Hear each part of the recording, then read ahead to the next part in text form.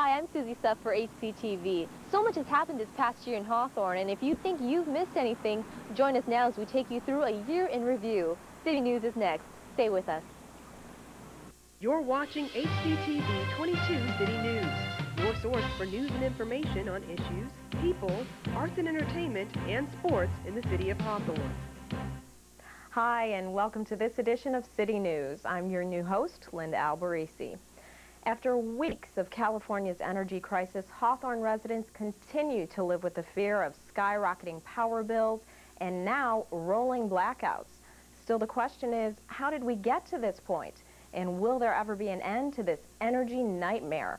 Our reporter Adrienne Hopper tries to answer those and other questions in her special report on California's fight for power. Whether you're driving, at work, or just running errands, electricity is something that has become a basic necessity of life.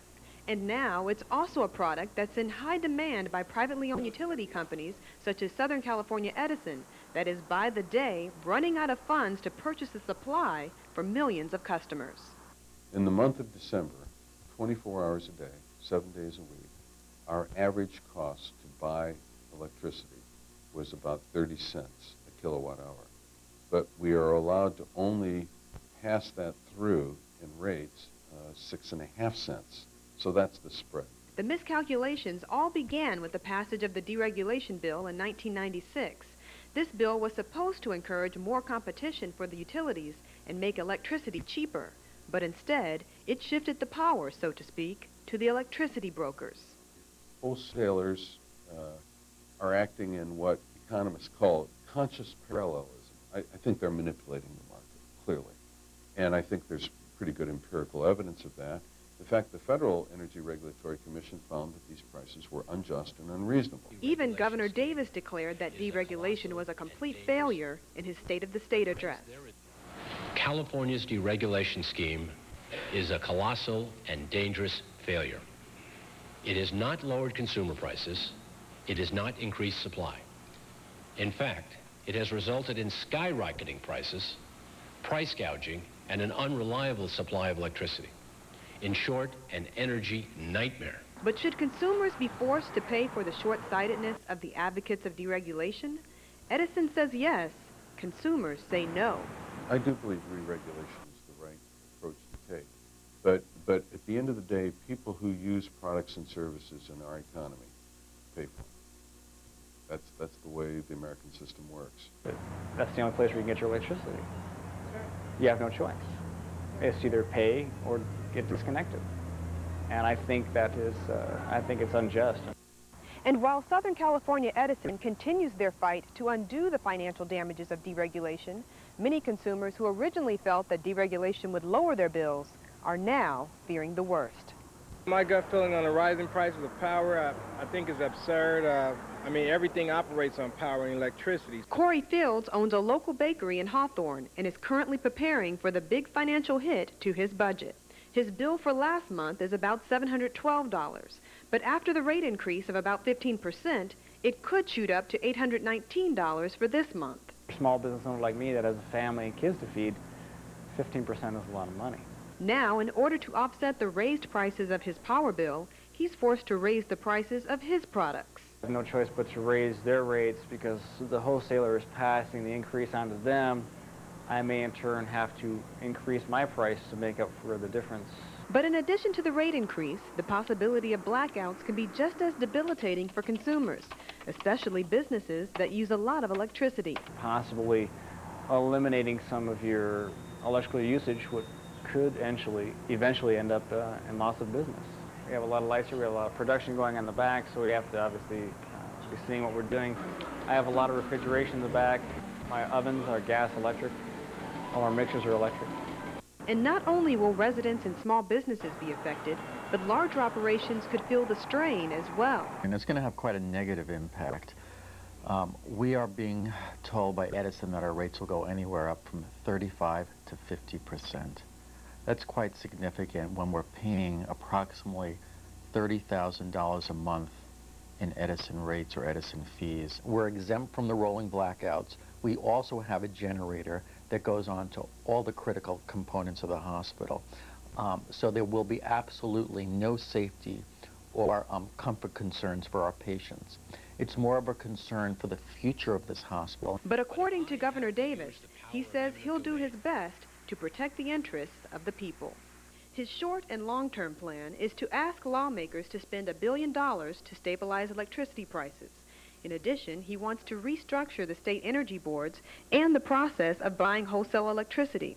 He also called for statewide authority to buy and build new power plants, and for Californians to conserve their power by 7%. Some ways that you can help conserve energy and lower your bill is by turning off your lights when you're not using them and by keeping your thermostat down.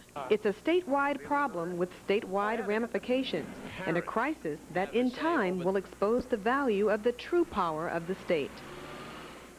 Ever wish you could see what it's like to be a cop for a day? Well, teenagers from all over the South Bay are getting a chance to see what it takes to protect and serve every Saturday for the next 2 months. It's all part of the Law Enforcement Explorer program. And as you'll see, it's not just a class, it's an adventure. 6, 5, 4, 3, 2, 1. So you want to work in law enforcement, but do you have what it takes? You can't do push-ups? Is that what you said? You can't do push-ups? I mean, it's hard to take orders from my own mom, and then to come here and, take orders from perfect strangers. It's a difference. Well, if you're between the ages of 14 and 18, the Explorer program offered by the South Bay Regional Explorer Academy is the best way to find out. Once they develop that teamwork and realize that they're not doing it alone, they're not individuals, they'll be all right. Demeanor, respect, uniform appearance. They're going to learn how to talk to the community, how to deal with situations under stress, whether on ride-alongs, how to use radios, the radio codes.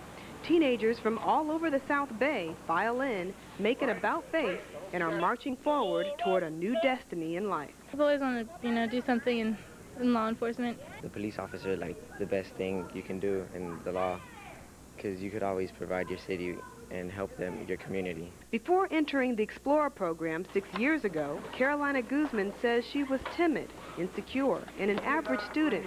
But this program changed her life for the better. After this academy, my grades went up. They went all the way up. I was probably doing like a C average. I went to an A. They taught us not to say, I can't do it, I can't do it. They taught us, I can do it, and from there on, you just see life so differently. Overall, the Explorer program does more than teach teens about a career in law enforcement. On feet. It teaches them about character, integrity, and the power of teamwork. If you have the self-esteem, you can work better with other people and you can exceed farther in life. If we do it as an individual, we will all fall apart and do our own thing. And as a group, we're all together, we help each other out. For more information about how you can join the Explorer program, call the Post Advisor, Susie Martin, at 310-970-7147. This is Adrienne Hopper reporting for HCTV. Forward. March. Yeah. You drive by and dine in these restaurants all the time, but do you ever really know what lures you into these retro hotspots? It's called Googie architecture. And this next story will have you going gaga over Googie. Recognize this former Hawthorne landmark? Well, not only was the Hawthorne Grill featured in the box office smash hit Pulp Fiction, it was also one of the few remaining structures left of classic Googie architecture. All over the country, these attention-grabbing buildings are rapidly being torn down and replaced by more modern establishments. And today, one of the last standing Googie buildings in Hawthorne is the restaurant Chips. You can see large windows wrapped around, usually 3 sides of the building. And in a way, if you look at it at night, it almost looks like the whole top of the building is hovering over the bottom part of the building. And if you look here at Chips, there's this zigzag pattern across the front. These coffee shops would also incorporate indoor planters, but there's also things like the flagcrete behind me here. And this flagcrete it's actually concrete that was poured into randomized rock-shaped forms. This style of architecture took off in the 1950s and 60s and was created with the intent of luring in customers who were a part of the new California car culture. The car culture was becoming very important. People were spending a lot more time on the road in the 50s, and people would go to a restaurant and they wouldn't necessarily know what they were getting. There was a certain wariness. People were used to eating at home more. And coming to a Googie coffee shop, most of them had what was called exhibition cooking. You could see back into the kitchen very easily, and you could see the cooks preparing your food. It was considered cutting edge, with its extreme designs and what one would expect to see when the space age meets the Stone Age. You get this sense of the space age kind of future. It's a Jetsons look. It looks like someplace where the Jetsons would have dinner. But at the same time, you'll also find there's a little of the Flintstones thrown in. People don't appreciate the style now because it's not quite old enough to be considered historic by most. But all of these will be gone by the time people do realize that they're historic. So the next time you walk into a Googie building and become overwhelmed with nostalgia, enjoy it while it lasts, because the next one you see might only be a set on a movie screen. This is Adrienne Hopper reporting for HCTV. It's the chance of a lifetime performing for the President of the United States. And for the first time ever, several members of Hawthorne's high school band got a personal invitation to march their way into history during this year's presidential inauguration. I feel psyched out. I mean, I'm rehearsing every lunchtime. Just days before venturing to the nation's capital for the President's inaugural parade, these Hawthorne High School students look ahead to their trip, each with different ideas of what's in store for them when they get there. It's cold. It's very cold. I can't move my fingers. Okay. And hopefully I don't crack a nose. I get to be with Republicans. I like Republicans. I'll just be concentrating, I think, picturing what I'm about to do, what I'm going to play.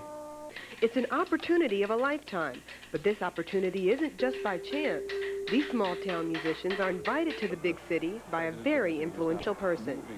All the other groups are actually having to audition to be in the parade. Our kids have been personally invited by the Vice President to be there, that's the exciting part. Once they arrived in D.C., they marched as members of the Troopers Drum and Bugle Corps based in Casper, Wyoming. And playing with these all-stars takes more than just knowing a few scales. Drum corps is a lot of hard work and a lot of discipline. When they tell you to drop, automatically you drop. You don't ask questions. You just do it. If you make a mistake, you drop on your own honor because you know you made a mistake and you want to get it right. My philosophy is that you have to have discipline to basically be successful at anything. The discipline to get up every morning, to show up and do the job. But although the work is hard and the hours are long, the payoff is sweet and memorable. I think it'll be like something I'll look back upon and be like, I was part of that. And like, I can tell my kids I was part of that. Like, most people don't even get a chance to do that. And, well, I'm going to get a chance to do that. So, that's cool. It's like you're making history. This is Adrienne Hopper reporting for HCTV. Graffiti is a crime that can scar the image of a city and diminish the value of personal property. And while it takes only seconds to spray paint a wall, it can take hours to clean it off. In our next story, you'll meet workers on the front lines of Hawthorne's battle with graffiti and find out what we all can do to help. They call it a victimless crime, but in reality, we're all victims of this unsightly mess. It's discouraging because, you know, it takes about an hour and a half, 2 hours to do a block wall this size, and it's hard work. It's depressing when you go back to the same buildings, same addresses, same streets. Not only does it make your neighborhood look bad, but it also costs a lot of money to repair. We spend about $6,000 every 5 to 6 weeks on paint. We buy our sandblasting silica sand. We buy a pellet, about 40 sacks, and that's about $150, and that's about every 6 weeks also. There's a couple hundred kids out from a different tagging crew, And they're having a competition right now in Hawthorne that they're seeing who can put up the most graffiti. Even though graffiti is on the rise in Hawthorne, the city is fighting back with programs such as the graffiti removal program. I have pride in the city of Hawthorne, working here, and I'll do my best to keep it up, looking good. If you see anyone tagging on private or personal property, contact your local police department at